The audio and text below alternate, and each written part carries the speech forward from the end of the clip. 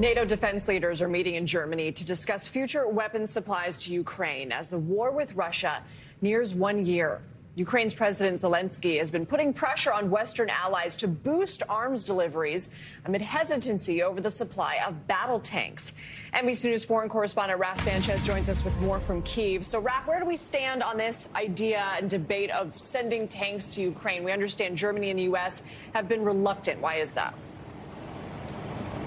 Yeah, Lindsay, that's right. So starting with Germany, Germany makes a tank called the Leopard. It's considered a top-of-the-line vehicle. It's used by a number of NATO allies across Europe, some of whom are really eager to send it to the Ukrainians.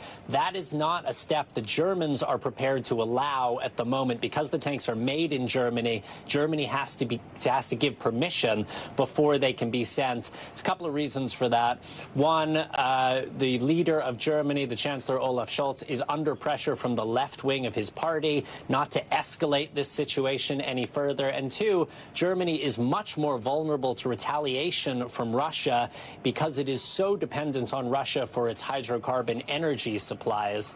There has been some reporting that the Germans are unwilling to send tanks unless the U.S. also does so. A German foreign ministry spokesman just in the last couple of minutes is denying that.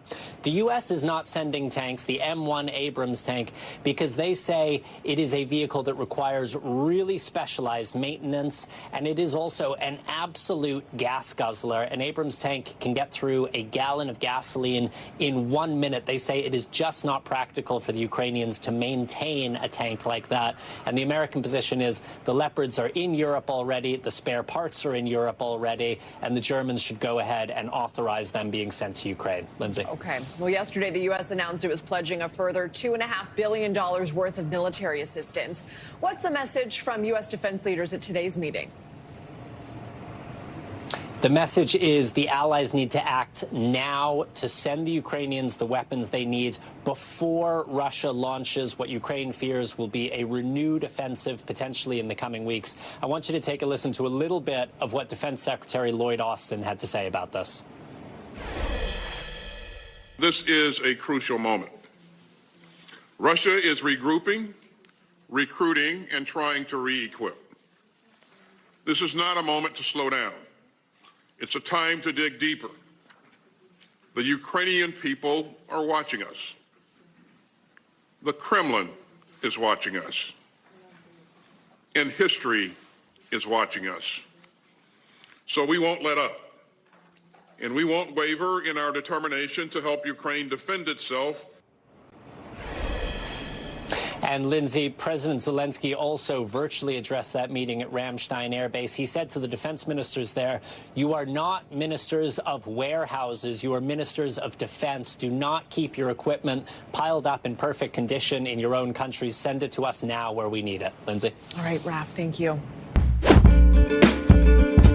A shooting at an Indiana Walmart, a man opening fire inside the store, leading to a gun battle with officers. Andrew Dimbert has the latest for us. Andrew, good morning. Good morning, Whit. The attacker is dead after a shootout with police inside the store. It sent shoppers and employees into a panic. And this morning, we're learning the gunman is a former employee, while the victim is a current worker at that Walmart. Walmart was all cars be advised, active shooters, got a gunshot to the head, multiple calls. Overnight, one person was hurt and the gunman is dead after a shootout with police inside of a Walmart in southern Indiana. When officers arrived on scene, they say people were running out of this Walmart in Evansville and police wasted no time moving in. Clear the air, clear the air. Where is the suspect? Officers were trying to locate the shooter, who they say was running all over the store.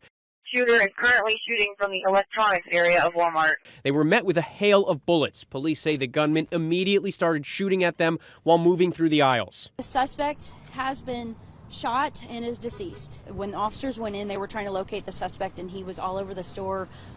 He would shoot at officers and move.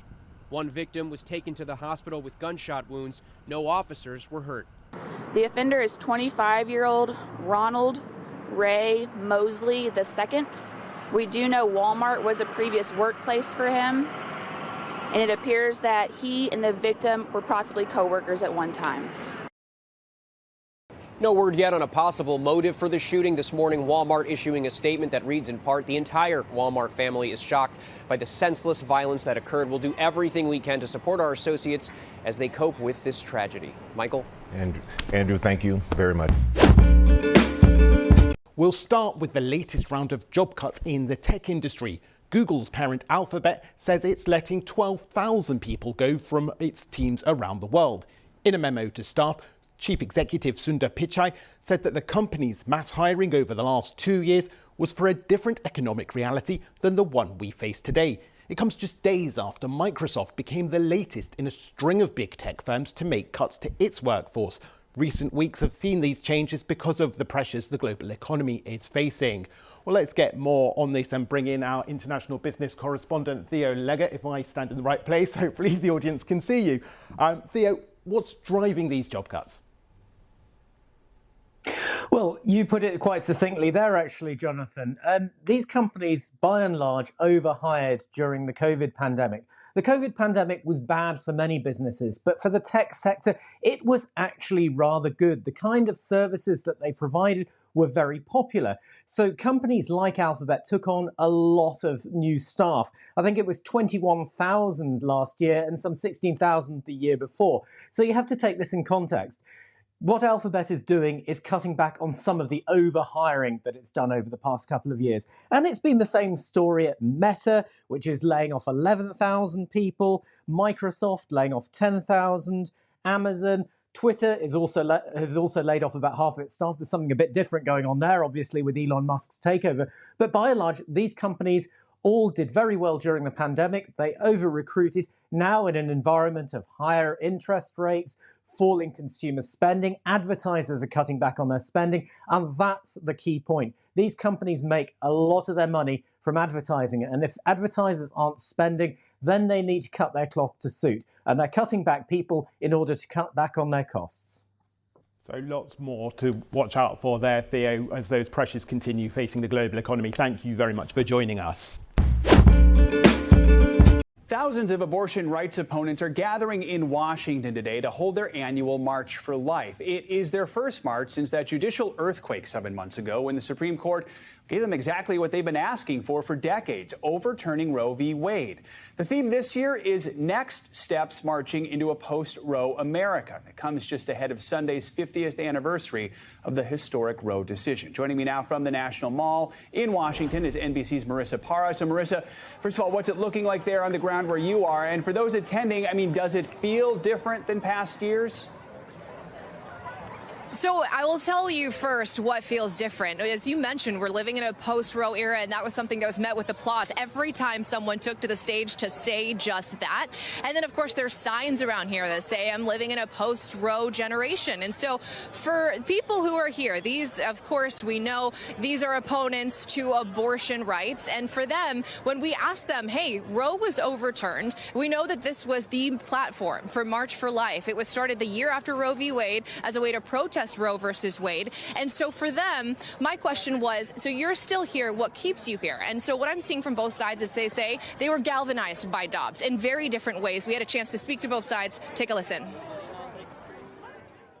Students for Life of America was founded as a post-Roe organization because we always envisioned this day when it would happen. Not if Roe would be reversed, but when.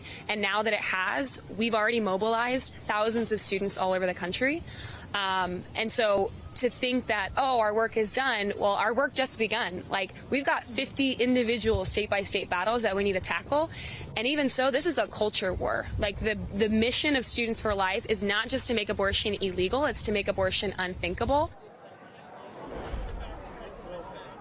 And so there is a reason why their march takes them to the Supreme Court and then right over here to the Capitol, because for them, they say this is where the next step is. We know that abortion right now on a state level, roughly 24, we're approaching the 24 level states that have either banned or severely limited abortion. We know that there are 3. There's an ongoing legal battle. And the conversation around abortion and abortion access has dramatically changed. We know the FDA has changed their guidance around pharmacy pharmacies being able to dispense abortion pills, which makes abortion access even easier. So when it comes to the wins and losses here, Roe was overturned, as we know.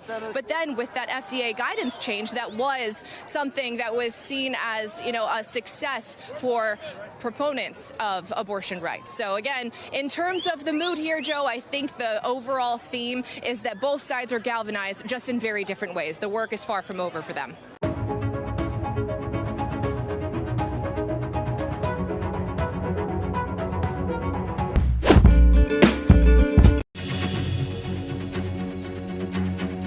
This is CBS News Flash. I'm Chanel Call in New York. The FAA says contractors working on a pilot alert system accidentally deleted files last week, disrupting air traffic across the country. The agency says there is no evidence of a cyber attack, and it's taking steps to prevent this from happening again. An LA coroner says Will and Grace actor Lesliejordan died from sudden cardiac dysfunction. The 67-year-old was found with no pulse after a car crash in Hollywood last October. And data from 37 million T-Mobile customers has been stolen. The carrier says it was hacked in late November, but only discovered the breach this month. Millions of customer addresses, phone numbers, and birthdays were compromised. For more, download the CBS News app on your cell phone or connected TV. I'm Chanel Call, CBS News, New York.